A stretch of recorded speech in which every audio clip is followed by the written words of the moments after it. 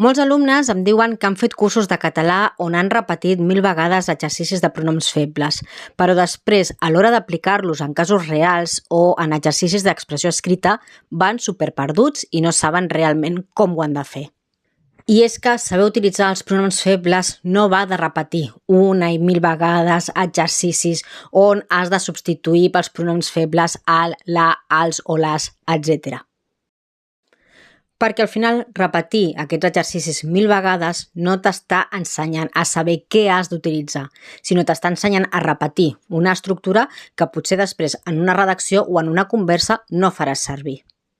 Aprendre els pronoms febles va de reflexió, de seguir unes passes, un sistema que t'ajuda a utilitzar-los i a no haver de dependre de diferents estructures que has repetit 1000 vegades. Per això he creat aquesta guia gratuïta que t'ensenyarà a veure quin és el sistema que hi ha darrere de la substitució pronominal.